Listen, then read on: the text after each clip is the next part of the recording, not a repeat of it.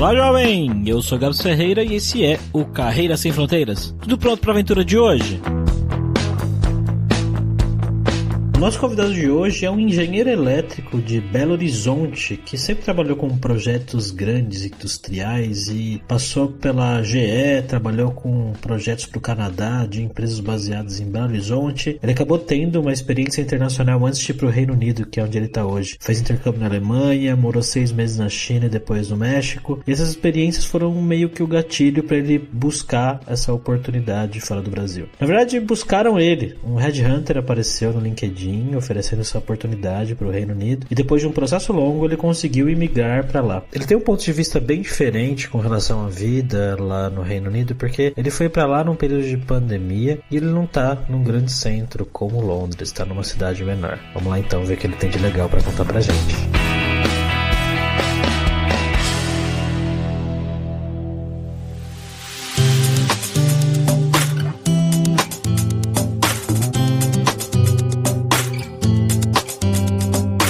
Nessa conversa de hoje, como sempre, estamos aqui com o nosso viajante poliglota, Fabrício Carraro. Como é que você está, Fabrício? Tudo ótimo, Gabs, voltando hoje para Inglaterra, né, depois do Brexit, depois de tudo isso, a gente vai bater um papo com o Gustavo. Como é que você tá, cara? Tudo jóia, Fabrício, tudo jóia, Gabs, um prazer falar com vocês. Então bora lá para esse papo.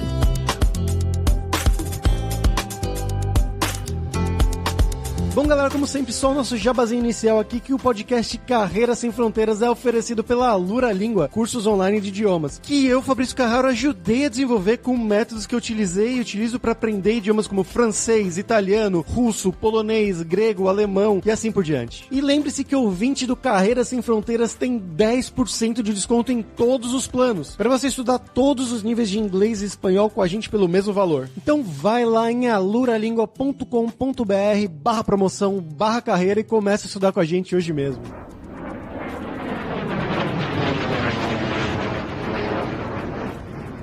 Bom, Gustavo, como sempre, pra gente começar aqui, eu quero que você conte um pouquinho sobre você, né? Então, de onde que você é do Brasil, o que que você estudou, o que que você fez da vida, trabalho e tudo mais, e um passo a passo que te levou até aí na Inglaterra. Eu me formei em engenharia elétrica, eu sou natural de Belo Horizonte, Minas Gerais. Cresci e estudei a minha vida inteira em Belo Horizonte. Trabalhei em algumas empresas multinacionais e daí que veio, né, surgiu a vontade de morar e trabalhar fora do Brasil. Na verdade, sempre nessa área de engenharia elétrica? Sempre na área de engenharia elétrica, mais especificamente com projetos industriais. Fiz muitos projetos na área de mineração, alguns projetos na área de óleo e gás e um pouquinho também na área de energia renovável. Trabalhei em empresas multinacionais, trabalhei em empresas de projeto do Canadá, baseado, né, em Belo Horizonte. Trabalhei também na GE, na General Electric, e hoje trabalho na ABB, no Reino Unido. Falando um pouquinho, né, do que me trouxe, né, a vontade de vir morar fora e trabalhar aqui, eu fiz intercâmbio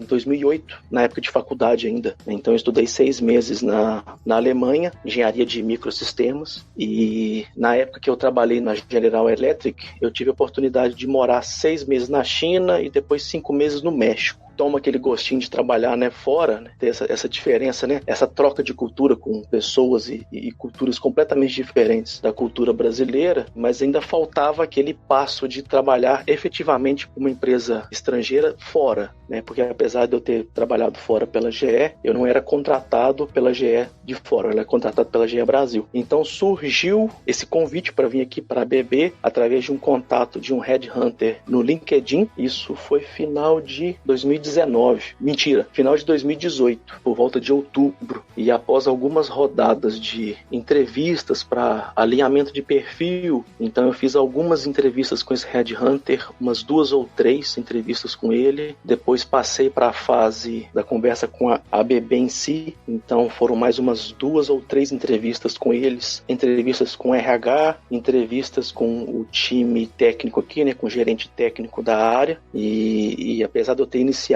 né, esse processo de entrevista só em outubro de 2018, consegui chegar até a Inglaterra só final de junho de 2019, porque Caramba. Teve todo o processo de obtenção de visto, porque eu não tenho passaporte europeu. Então a ABB, ela patrocinou meu visto, tive que passar por todo o processo de apresentar documento, fazer teste de inglês, porque eles não aceitaram o meu teste de inglês, eu tinha certificado de inglês americano, e eles não aceitavam, eu tive que fazer teste de inglês britânico. Era o TOEFL, e aí depois o britânico seria o Cambridge, né? O Oxford. Na verdade é o IELTS. O IELTS? Ah, entendi, legal. Eu cheguei a fazer o Cambridge na época, mas muitos anos atrás. Mas tem o IELTS também, verdade. Isso. Eu tinha, na verdade, um certificado da Universidade de Michigan, mas eles não aceitaram. Então foi assim, foi um processo bem demorado, cheio de dúvidas, porque assim, cada passo que dava, como estava demorando demais, eu, assim, será que eles vão realmente manter, né, já que está demorando demais para eu chegar? Mas deu tudo certo e eu tô aqui desde meio de 2019. E como é que foi sua chegada aí na Inglaterra, Gustavo? Encontrar lugar para morar, esse período de adaptação, a empresa ajudou você com isso? A empresa ajudou nesse processo de mudança. Na verdade, o flat que eu estou hoje, a empresa ela alugou para mim por 2 meses até que eu encontrasse, né, uma casa definitiva para alugar. Não que esse processo tenha sido fácil, porque várias burocracias que eu nem imaginava que eu ia encontrar, mas a gente toca nesse assunto um pouquinho mais tarde. Sempre foram muito prestativos, porque a empresa aqui, o corpo técnico dela, né, os profissionais, a grande maioria é de fora. Existe, por incrível que pareça, existe uma minoria de ingleses. Então, para você ter uma ideia, no meu time, eu sou engenheiro eletricista, no meu time não tem nenhum inglês. São 2 indianos, um paquistanês, um egípcio, um sírio, o meu gerente direto é indiano e o gerente de engenharia é argentino. Caramba. Então, todos eles conhecem como é o processo de migrar e toda a dificuldade que tem. Então, eles deram todo o suporte necessário, tanto para a parte de alugar casa, que você tem que fazer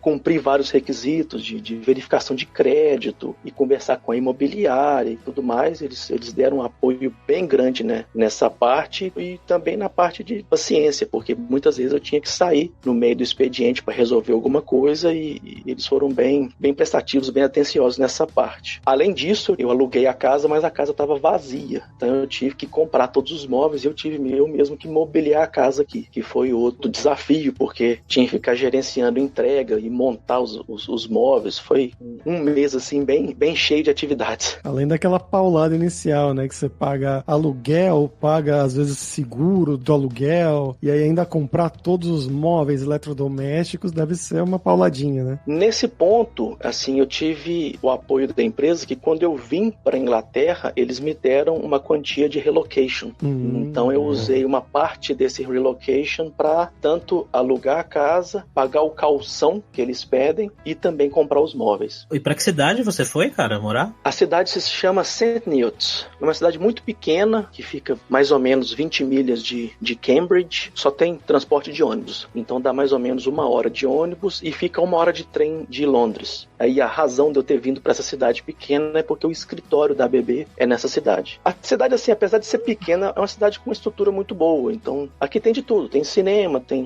vários supermercados, tem supermercados 24 horas, que não está funcionando 24 horas devido às restrições do Covid. Restaurantes, vários pubs. Então, assim, apesar de ser uma cidade pequena, ela tem uma estrutura boa e ela é próxima de centros grandes, como Cambridge e até mesmo Londres.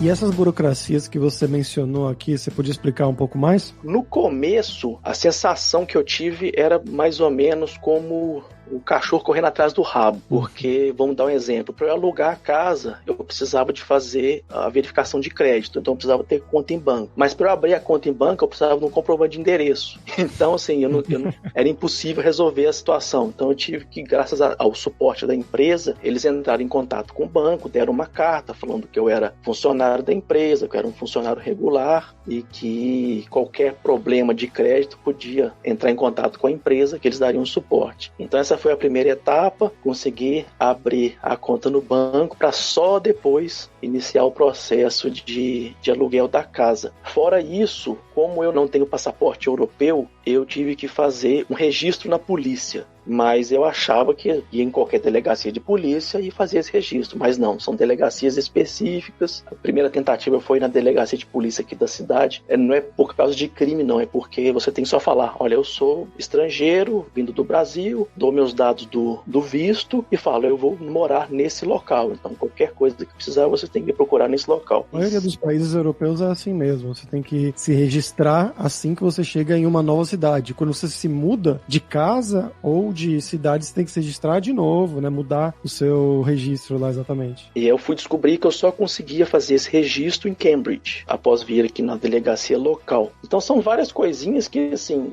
você saindo do Brasil, que por mais burocrático que seja, nós temos a noção do que você conhece sempre uma pessoa que já fez, que te dá aquele caminho das pedras, e aqui, se não fosse o suporte da empresa, eu teria passado bem mais dificuldade. Começando a trabalhar na empresa mesmo, como é que foi a adaptação, né? Você falou que você já trabalhou em multinacionais, você já tinha tido a experiência de intercâmbio fora, mas mesmo assim, você achou que a adaptação à empresa mesmo, a dinâmica do trabalho lá no dia a dia foi diferente, foi difícil ou você tirou de letra? Olha, a adaptação ela foi tranquila muito pelas minhas experiências passadas. Então, como eu já tinha trabalhado em empresas multinacionais que têm mais ou menos o mesmo perfil, vamos supor, a GE e a ABB são concorrentes em vários setores. Então, muito dos negócios são bem relacionáveis. Os processos são relacionáveis, a forma de interagir com clientes, tanto clientes internos quanto clientes externos, equipe de vendas, equipe de gerenciamento de projetos, de planejamento, é bem similar. O que houve de diferença foi muito mais cultural, porque a forma como eu me sentia cobrado no Brasil era completamente diferente daqui. Então, muitas vezes aqui, eu tinha uma mentalidade de vamos começar uma coisa, vamos fazer, a gente tem que fazer rápido, tem que entregar, porque o cliente vai estar na pressão, e aqui eles eram mais cadenciados. Eles, não, se você precisar atrasar, se você tiver uma justificativa técnica plausível, que seja mais forte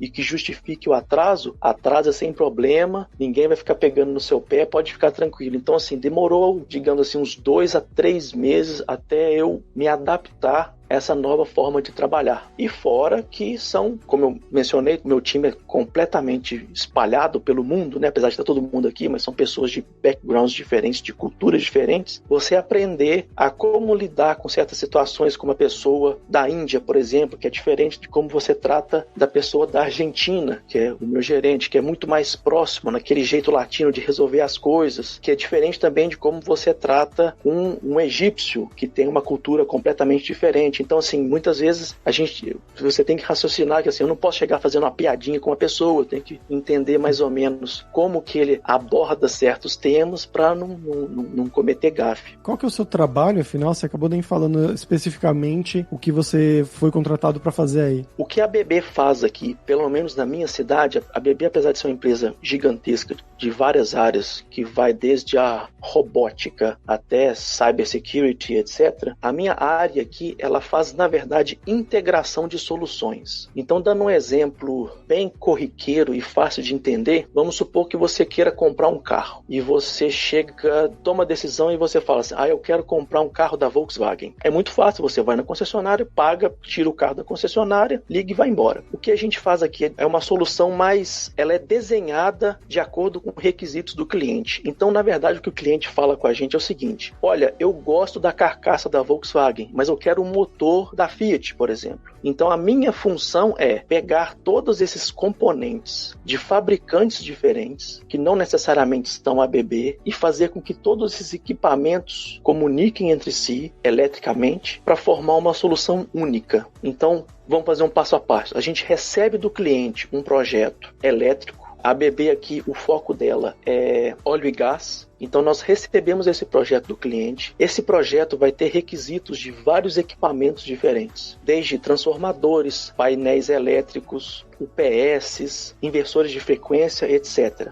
Nós pegamos esse projeto e todos os requisitos, encontramos o equipamento que mais se adequa àquela necessidade do cliente e nós compramos esses equipamentos e fazemos a integração da solução. Se essa solução puder ser 100% ABB, excelente, a gente fornece a solução da empresa. Mas vamos supor que um concorrente tem um equipamento que se adequa melhor àquele requisito. Então vamos supor, como eu falei, por exemplo, da GE. Um painel da GE é mais adequado àquela solução. Nós entramos em contato com a GE, compramos aquele equipamento e fazemos a integração, fazemos aquele equipamento de um concorrente conversar com toda a nossa solução. É mais ou menos isso. Qual que é a vantagem do cara contratar vocês e não a GE nesse caso? Bem, nesse caso, qual que é a vantagem? Você tem um único ponto de contato. Após a instalação, deu um problema num equipamento X. Em vez de ele procurar quem que é o fornecedor desse equipamento e entrar em contato com esse fornecedor, ou então deu um problema com o equipamento Y. Ele vai ter que entrar em contato com esse fornecedor, ele vai ter vários contatos. Nesse modelo que a ABB faz, ele tem um único ponto de contato. Qualquer problema, qualquer dúvida, qualquer sugestão, qualquer modificação que ele tenha que fazer em qualquer equipamento, ele vai entrar em contato com a ABB, e a ABB, como dona da solução, ela é responsável por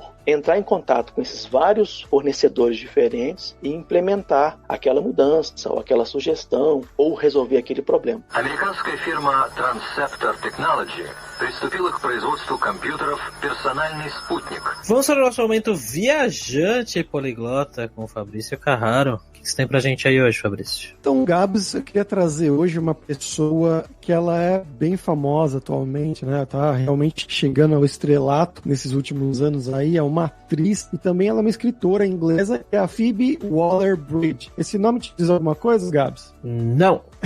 Talvez as coisas que ela fez te digam algo, porque ela é aquela atriz principal de duas séries que ficaram famosinhas aí, séries de comédia britânica, assim, bem clássico mesmo, que uma é Crashing e a outra é Fleabag. Ela ficou, acho que é a série mais famosa dela, que ela é a estrela da Fleabag. Você assistiu? Sim, agora sim, eu assisti essa série é muito boa. É muito boa, e ela mesmo, como atriz, é muito boa. Eu cheguei a assistir depois da Fleabag, a Crashing, que ela é mais antiga, na verdade, mas eu vi depois, e é basicamente o mesmo estilo. Eu acho que é até um pouco mais ácida, talvez, do que a Fleabag, mas as duas são muito, muito boas. Eu recomendo as duas. Tem aí nos seus programas favoritos. Aí eu não lembro se ele tá na locadora vermelha ou na azul, mas em alguma delas tá, com certeza. E eu perguntar agora pro Gustavo, né, pra ele dar dicas do que tem pra fazer, o que os ingleses gostam de fazer, o que você gosta em fazer aí na cidade. O que o inglês gosta de fazer é passar no pub favorito após o expediente de trabalho. Pelo menos até, digamos, março de 2020, o que era mais comum era numa sexta-feira, todos combinarem de assistir o jogo da sexta-feira nos seus pubs favoritos. Bem, eu vim pra cá com a minha esposa e ela não falava inglês, né, perfeitamente, então eu passava muito desse tempo em casa com ela, ou então encontrava, né, em núcleos menores, com colegas de trabalho, né, e até mesmo com amigos brasileiros que a gente tem aqui. Infelizmente, nesse período, teve a pandemia e o lockdown. Sim. Então a gente experimentou vários momentos diferentes de lockdown mais restritos e menos restritos desde março.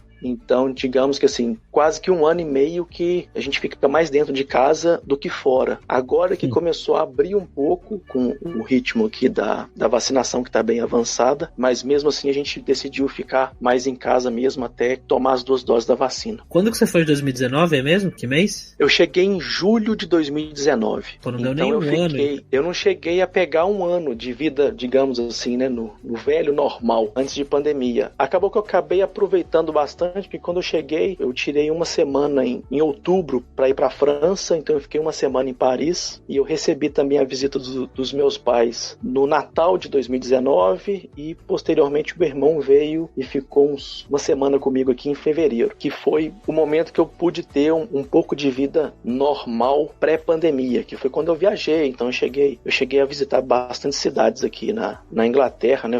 Aluguei um carro e visitei umas 9 ou 10 cidades no Natal de 2019, entre Natal e Ano Novo de 2019, mas desde março que a gente vem alternando entre lockdown mais restrito e lockdown menos restrito. Nossa, e seu irmão ele veio em fevereiro, então tava bem ali no limitezinho mesmo, né? Ele saiu daqui na semana que fechou tudo. Ele teve até umas experiências bem traumáticas, porque ele saiu daqui e foi pra França, que era um lugar que estava fechado também, e teve ameaça de cancelar voo, etc. Assim, ele saiu na hora certa, que se ele demorasse mais 1 ou 2 dias, ele não ia conseguir sair da França.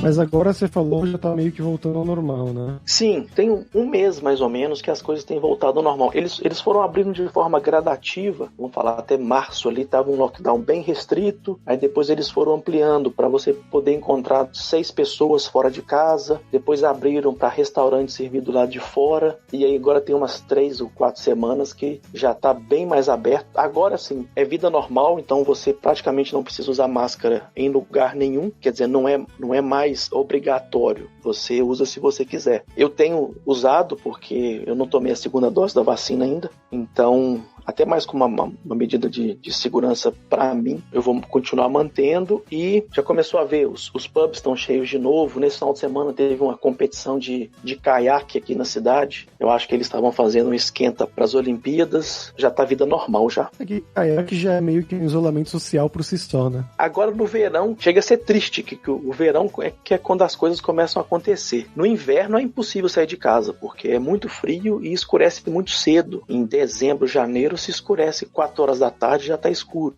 E esse ano fez bem mais frio do que os anos anteriores, né? Eu passei o inverno de 2020 aqui, que não foi um inverno tão rigoroso. O inverno desse ano foi particularmente rigoroso. Chegou até a nevar, que não é uma coisa muito comum aqui na região.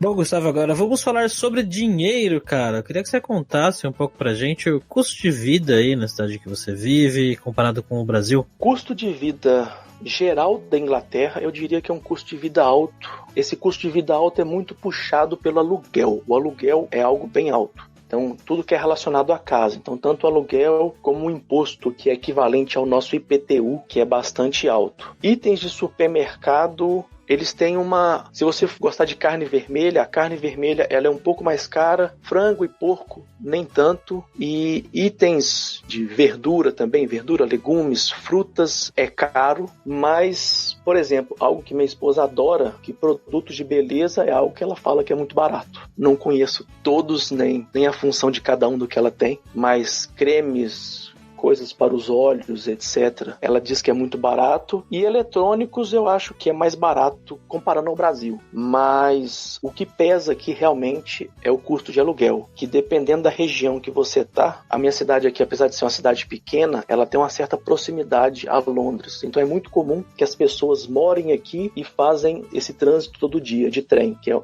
hora apenas. É muito comum você ter pessoas. E isso acaba trazendo um pouco um reflexo do preço de aluguel de Londres aqui para a cidade. Dependendo da região que você mora, quanto mais próximo de Londres, você vai gastar tranquilamente de 1/3, dependendo da região, metade do seu salário só com coisas de casa, que é aluguel, o imposto, que é equivalente ao IPTU, e mais coisas de comida e itens de casa. Isso aí dos eletrônicos eu lembro porque eu comprei o meu laptop atual aí na Inglaterra, exatamente em Londres, porque na época eu estava morando na Alemanha, trabalhando por lá. Lá os preços eram mais ou menos parecidos, eram mais ou menos a mesma coisa, eram melhores do que no Brasil, eu acho, né, convertendo o valor do euro daquela época, só que o da Alemanha havia que o teclado alemão, que é diferente, não é o QWERTY, é o QWERTZ, né, então eu falei... É o QWERTZ, é com Z, isso, ele troca o Y com Z e tem os umlauts também, né, o U com trema. Exato. U com trema, O com trema e A com trema. Exato, eu falei, não, nem ferrando, vou comprar uma laptop aqui na Alemanha. Aí eu aproveitei uma viagem que eu já estava planejado de fazer para Inglaterra, para Londres, comprei por aí mesmo. Eu cheguei a trocar o meu notebook aqui porque o preço, ainda mais comparado com o Brasil, era coisa de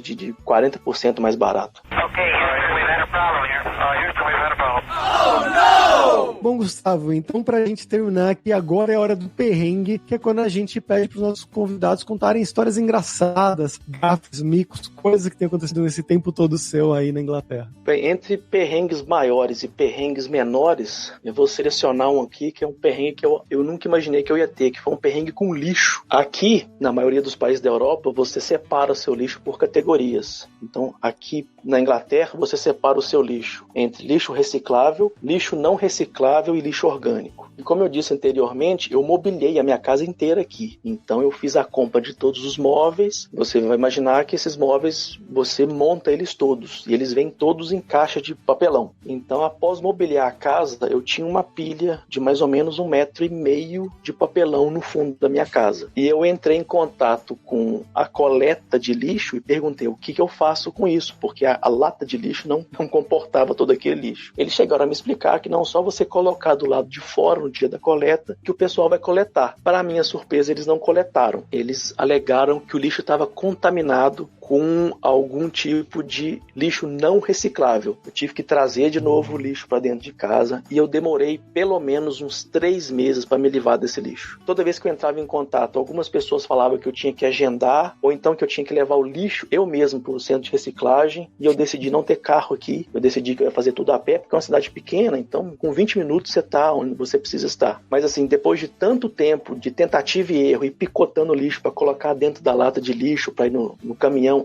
e um detalhe importante, o caminhão de coleta, ele passa de 15 em 15 dias. Então o lixo que você gera durante 15 dias já é o suficiente para ocupar ali metade da lata de lixo. Então o que você conseguia realmente jogar fora daquele lixo acumulado era muito pouco. Então depois de muito tempo com esse lixo acumulado na parte de trás da minha casa, chegou um momento que eu tive que dar um basta, pedir ajuda para um colega meu que tem um carro maior. A gente teve que enrolar todo aquele lixo, procurar um centro de reciclagem para jogar fora aquele 1,5 metro de caixa de papelão. Não dá pra ter feito uma fogueira, não, no fundo de casa? Eu pensei em fazer isso, mas aí a chance de eu tomar uma multa por estar queimando lixo reciclável... Não, eu só ia falar que você podia ter feito em junho, e aí se chegasse alguém lá, você ia falar, não, tô fazendo a festa junina aqui, a tradição brasileira, você não pode desrespeitar a minha cultura. Aquela fogueira gigantesca, né? Aquela fumaça preta, né? Queimando.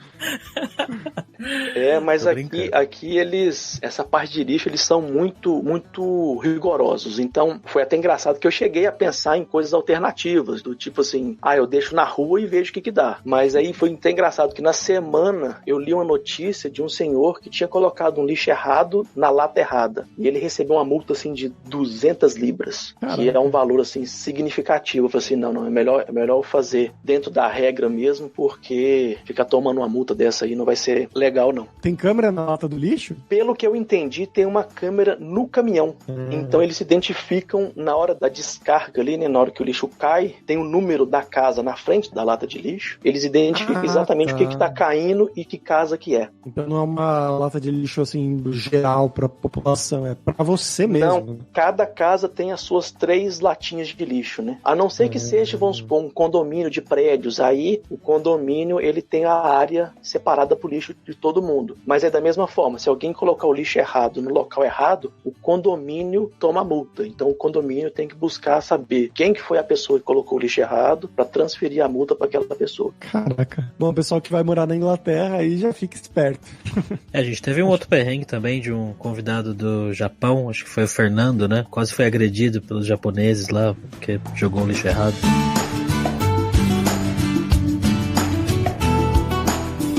Jogar alguma coisa, Gustavo? Algum site, alguma coisa assim? Bem, na verdade, agradecer a vocês o espaço e pela conversa. Se alguém quiser tirar alguma dúvida sobre a Inglaterra, quiser saber mais informações, etc., quiser entrar no meu LinkedIn e mandar uma mensagem, né? Eu estou aberto. E, se possível, eu gostaria de divulgar, eu tenho um canal de YouTube, né? Que se chama Engenharia Detalhada, onde eu falo, eu e meu irmão, na verdade. Nós falamos sobre assuntos de engenharia de uma forma bem simples, de uma forma bem geral, sem entrar muito em detalhe. Então, se alguém quiser saber aí curiosidades e informações sobre aspectos gerais de engenharia, entrar lá no meu canal do YouTube.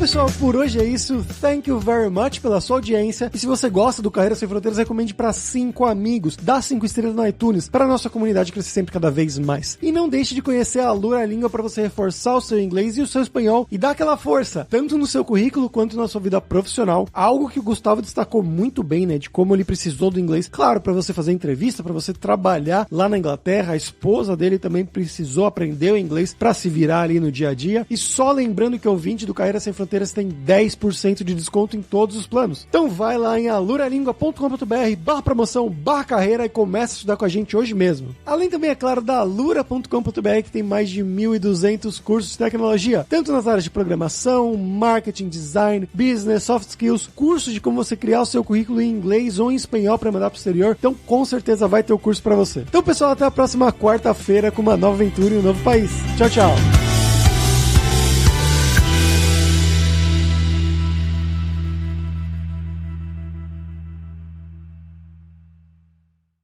Este podcast foi editado por Radiofobia, podcast e multimídia.